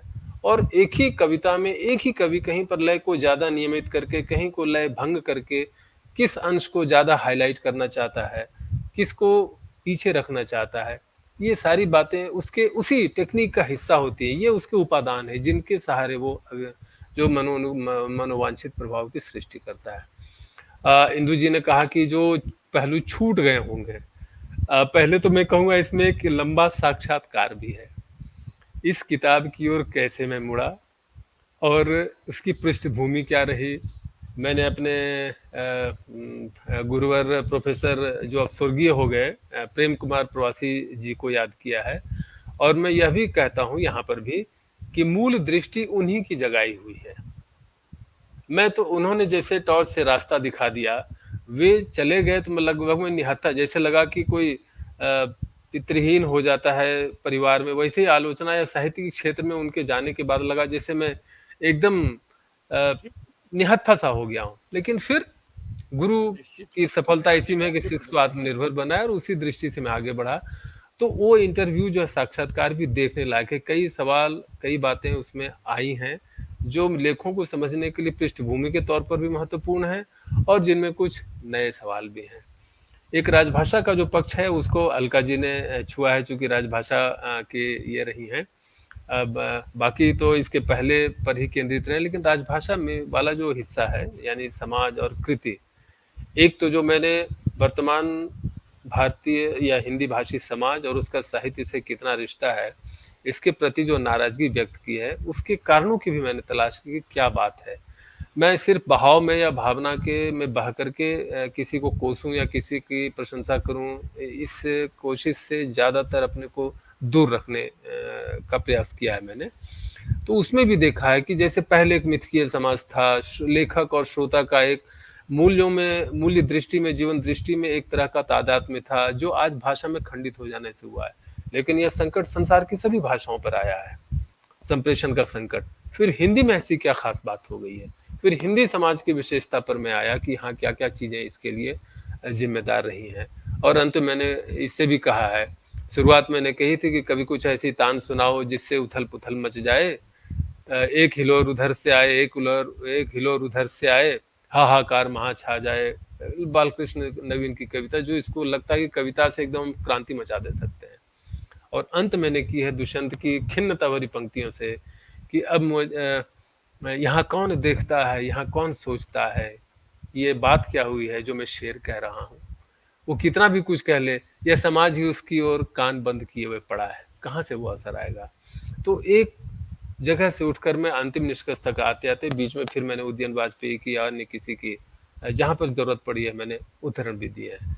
तो सारे सवालों से मैंने जहाँ तक हो सिलसिलेवार ढंग से टकराने की कोशिश की है। एक चीज जो बिल्कुल नहीं आई वो शेक्सपियर है, वेनिस के सौदागर पर की चर्चा। वेनिस का सौदागर जो है शेक्सपियर का नाटक है, प्रसिद्ध नाटक है, और उसमें एंटी सेमेटिक यहूदी घृणा जो हिटलर के कृत्य में प्रकट हुई नाजियों के नरसंहार से, उसकी पृष्ठभूमि क्या थी। और मैंने यह स्थापना की है कि उस घृणा को जगाने में साहित्य भी पीछे नहीं रहा है। अपने यहाँ भी आज भी दलित विमर्श, स्त्री विमर्श का एक बहुत बड़ा हिस्सा उस घृणा को कुरेदने में, उस घृणा को जागृत करने के पीछे खर्च होता है। और इस बात का आरोप से शेक्सपियर भी बरी नहीं होते। उनका नाटक यहूदियों के खिलाफ जाता था और इसीलिए इंग्लैंड में या जर्मनी में सबसे प्रिय नाटक था, क्योंकि इसमें यहूदियों को गलत ठहराया गया है। लेकिन शेक्सपियर ने यहूदी के पक्ष से ही, शैलॉक के पक्ष से ही जहां पर वो बात कही है तो बड़ी सशक्त ढंग से कहते हैं। और एक यहूदी आलोचक जो है अविवा डेच, उनकी बात को ही मैंने उद्धृत किया है। और इस तरह से मैंने देखा है कि कोई बड़ा से बड़ा भी साहित्यकार हो अपने समाज की सीमा में भी होता है और सीमा से बाहर भी जाता है। आज जब हम तुलसी की निंदा करते हैं कि ढोल गंवार शूद्र पशु नारी ये सब ताड़न के अधिकारी, और उसमें विचित्र विचित्र के अर्थ नहीं, कोई जस्टिफाई करने की कोशिश करता है, कोई ताड़न का दूसरा मतलब निकाल कर रहा है, उसमें उन्हें ये याद नहीं होता कि तुलसी को अपने जमाने में काशी के पंडितों का ही कैसा बहिष्कार झेलना पड़ा था, और जिससे खिन्न होकर ने कहा था कि कहाँ खाए वो मस्जिद को सोई वो, सीढ़ियों पर सो रहूंगा, इधर रहूंगा उधर रहूंगा मगर उधर नहीं जाऊंगा। अपने समाज के अपने देश काल में बंधा भी होता है तभी वो वास्तविकता का सृजन भी कर पाता है, और अपने देश काल से बाहर भी जाता है तभी उसमें शाश्वत प्रभाव, शाश्वत मूल्यों की भी सृष्टि कर पाता है। तुलसी के लिए तो बहुत आरोप लगाए जाते हैं, शेक्सपियर पर उंगली उठाने की किसी की हिम्मत नहीं होती, लेकिन हर लेखक, हर कलाकार के साथ ऐसा है, चाहे वो कितना भी महान हो। तुलसी ने अगर ये किया है, ढोल गंवार कहा है, तो ऐसे राम के व्यवहार में, ये रावण की उक्ति है ढोल गंवार, राम के व्यवहार में कहीं ये ताड़ना नहीं प्रकट होती, कहीं उन्होंने स्त्री की अवमानना नहीं की है, बल्कि वो जो शबरी है उसको भी उन्होंने माँ कहा है अपने ये में। राम अपने व्यवहार से कहीं नहीं झलकाते, लेकिन आज तुलसी पर सिर्फ नारे ही नारे उछाले जा रहे हैं। उनको मनवादी कह रहा है, कोई ब्राह्मणवादी कह रहा है, कोई ये कह रहा है, कोई वो कह रहा है। कहाँ हम साहित्य से दूर चले जाते हैं। ये जो ढोल गंवार शूद्र पशु नारी है, ये समुद्र कह रहा है, समुद्र के जरिए कही गई है ये बात। समुद्र ने कहा है इसमें। लेकिन मेरा कहना ये है कि हर लेखक अपने देश काल को रिप्रेजेंट भी करता है और उसको सरपास भी करता है, उसका अतिक्रमण भी करता है। यहूदी घृणा की जड़ें वाला जो शेक्सपियर से संबंधित लेख है वो उसके बहाने उसी की ओर इशारा है। हालांकि मैं तुलसी की ओर नहीं गया, चूंकि मेरा विषय शेक्सपियर और यहूदी घृणा की जड़ें थी वो तलाशना है, तो इसी तक मैंने रहा। लेकिन इस लेख को बड़ा पसंद किया गया था, इसको गगनांचल ने भी छापा, गर्भनाल ने भी छापा और बड़े हर्षित स्वरों में छापा कि बड़ा अद्भुत लेख है ये। फिर इस तरह से एक हिडिंबा की मैंने पुस्तक समीक्षा भी की है। हिडिंबा छोटा सा, पुस्तक समीक्षाओं को देखकर फिर मुझे असंतोष होता है, बल्कि मैं कहूँ पूरी किताब ही मेरे एक तरह के असंतोष, मेरा लेखन ही असंतोष से उपजा लेखन है। शायद मैं कविता भी करूंगा तो असंतोष से उपजी कविता करूंगा तो उसमें भी उस बात की ओर है कि पुस्तक समीक्षा को कैसे होना चाहिए, कैसे कृति को देखा जाना चाहिए, उसके सशक्त पहलू, कमजोर पहलू सबको उठा, और अंततः उसकी मूल्यवत्ता भी निर्धारित की जानी चाहिए कि इसका वैल्यू है और कितना है। ऐसे कुछ पहलू हैं जो इसमें छूटे हुए हैं। और साथ साथ में प्रेमपाल शर्मा जी की जो शुभाशंसा है उसमें वो भी पढ़ने लायक है, चूंकि इस किताब के आने से पहले इसकी पृष्ठभूमि की कुछ बातें उससे भी उजागर होती हैं। आज वो जुड़े भी थे, मुझे अच्छा लगा। वे वरिष्ठ लेखक है और मैं उनको वर्तमान समय में हिंदी भाषा के बड़े योद्धाओं में भी गिनता हूँ उनको, और उन्होंने भी पढ़ा उसको। तो कुछ ये सब चीजें हैं जो इस किताब में जो चर्चाएं, चूंकि समीक्षा वाला पहलू इतना दीगर है कि हर कोई उसको कॉन्सेंट्रेट करता है। मुझे रंजना अडगड़े जी का पत्र भी आया था कि वरुण जी इसके प्रथम 5 लेख तो विलक्षण है, और उनकी चर्चा भी उस तक सीमित रही थी। लेकिन बाद का जो कृति और समाज का जो पहलू, जैसे संसद में हिंदी का पहला संबोधन, क्या बात है, कांग्रेस का शासन रहा, कांग्रेस ही लगभग भारत के बाद आजाद भारत की प्रतिनिधि पार्टी, प्रतिनिधि सरकार, प्रतिनिधि दृष्टि को वहन करने वाली सरकार हुआ करती थी। लेकिन उसने भी हिंदी में संसद में पहला संबोधन देने की कोशिश नहीं की। बल्कि दूसरे को जाता है। ये एक बड़ा ज़रूरी लेख है। ये फिर उसी मूल चिंता से जन्मा है कि भाषा का अपने समाज में क्या स्थान होता है, व्यक्ति कितना उसे महत्व देता है और उसका प्रयोक्ता समाज उसे कितना महत्व देता है। इन दोनों की पारस्परिकता से ही भाषा जीवित होती है, आगे बढ़ती है। ये कुछ अनछुए पहलू जो मुझे लगा कि चर्चा में रह गए थे, उनको मैं यहाँ पर इंगित करूँ। धन्यवाद इंदु मिश्रा जी को। बहुत बहुत धन्यवाद और बहुत अच्छा लगा आपने आवाज टूटने लगी। अच्छा, मेरी आवाज टूट रही थी क्या? टूट के आ रही। बाकी को साफ आवाज आ रही थी आप लोग? अलका जी को या संजय जी को? बिल्कुल साफ आ रही थी, आवाज साफ आ रही थी। अच्छा, अच्छा। और मैं बल्कि एक छोटी सी टिप्पणी करना चाहूंगी। आपने कहा हाँ। मेरा पूरा लेखन जो है वो असंतोष से उपजा है, मगर मैं उसके बाद आगे जोड़ना चाहती हूँ कि लेकिन पाठकों को बहुत संतुष्ट कर रहा है।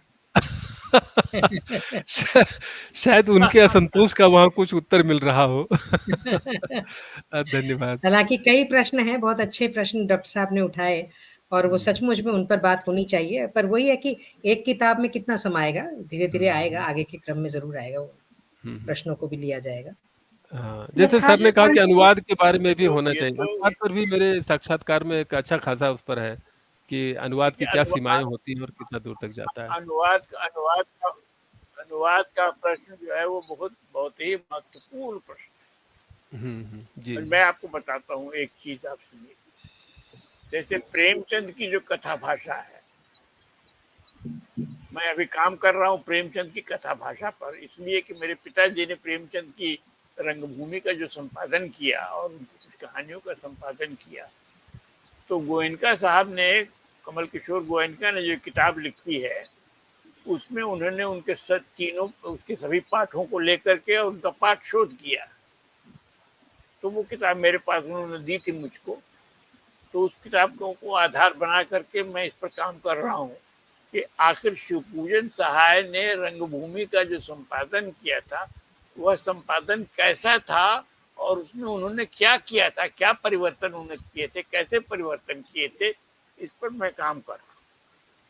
अब सवाल ये है, देखिए कि इसमें एक पक्ष जो है वो आपका जो आपने जो पुस्तक लिखी है उसमें मैंने इसलिए कहा कि उसका अनुवाद वाला जो एक प्रश्न है वो एक बहुत महत्वपूर्ण प्रश्न है भाषा के। जैसे भाषिक आयाम की बात जब आप कर रहे हैं तो उस भाषिक आयाम की असल पहचान जो है वो अनुवाद में होती है। अनुवाद में जब आप जाते हैं तब आपको पता चलता है कि जो शैलीगत जो भाषिक आयाम है, वो आयाम जो है वो कहाँ कहाँ जा करके सीमाओं से टकराने लगते हैं। तो इसलिए अनुवाद पर भी बहुत काम करने की आवश्यकता है। मैंने आपका केवल ध्यान दिलाया इस पर भी आप सोच सकते हैं।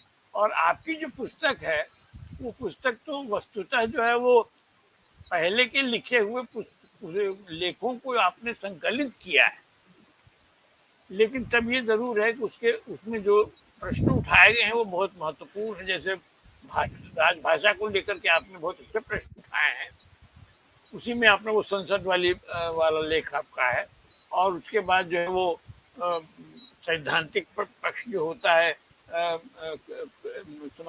समीक्षा का जो सैद्धांतिक समीक्षा की जो भाषा होती है उसका जो सैद्धांतिक पक्ष होता है उसको भी आपने उठाया है। ये सब है, लेकिन मैं ये समझता हूँ कि एक और दिशा है, एक और आयाम है जो अनुवाद की तरफ ले जाता है। वहाँ जाने के बाद जो है वो जो शैलीगत जो विश्लेषण होता है, उस शैलीगत विश्लेषण को वहाँ उसकी एक अपनी विशेष जो है वो उसका ये हो जाता है, इम्प्लीकेशन हो जाता है। तो इसलिए अनुवादों पर भी जो है वो आप और काम कर सकते हैं और लिख सकते हैं। और पुस्तक तो अभी आपने जो पुस्तक लिखी है इसमें तो आपने केवल बहुत सारी दिशाओं की ओर संकेत किया है, अभी तो उसमें और बहुत कुछ लिखने की आवश्यकता है। तो मैं समझता हूँ कि ये चर्चा जो है वो इसकी सफलता इसी में है कि वो इन प्रश्नों की तरफ जो है वो ध्यान आकृष्ट करती है, जिन प्रश्नों की ओर और आगे काम किया जाना अभी शेष रहेगा। धन्यवाद सर। और मुझे लगता है कि अब समय हो गया।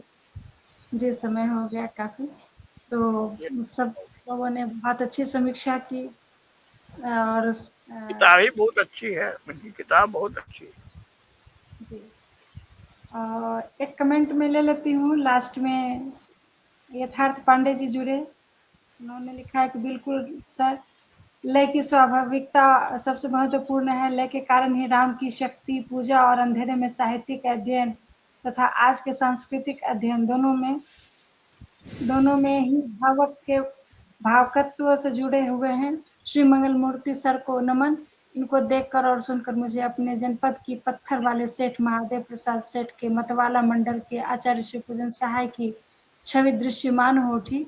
वरुण सर की पुस्तक की प्रतीक्षा रहेगी। तो हम सबों को प्रतीक्षा रहेगी। और आज के लिए बहुत बहुत सारे सर को, डॉक्टर अलका सिन्हा जी को, संजय गौतम जी को, सबका बहुत बहुत आभार। आपने सबसे ज्यादा आपको सबसे ज्यादा धन्यवाद जिसने इतना सुंदर आयोजन किया। और वरुण जी को बहुत बहुत इनका अभिनंदन कि इन्होंने कितनी अच्छी पुस्तक लिखी है। मैं तो पढ़ता रहता हूँ, लेकिन ये इतना बढ़िया और इतना माकूल प्रश्न है इनकी पुस्तक में अभी इन्होंने जो उठाए हैं, तो उसमें मैंने कुछ जोड़ने की कोशिश जरूर की है, लेकिन मैं समझता हूँ आगे वो इस पर जरूर विचार करेंगे और लिखेंगे इस पर, खास तौर से अनुवाद के पक्ष में। जी सर, सार्थक रही आज की परिचर्चा। धन्यवाद सब लोगों बहुत बहुत आभार, बहुत धन्यवाद। नमस्कार। मैं सबके प्रति आभारी हूँ कि मेरी पुस्तक को आपने पढ़ा और इतने अपने विचार प्रकट किए और काफी बारीकी से देखा, गंभीरता से लिया। बहुत बहुत आभार, धन्यवाद। और इंदु जी को विशेष धन्यवाद, इंदु जी को भी। जी नमस्कार।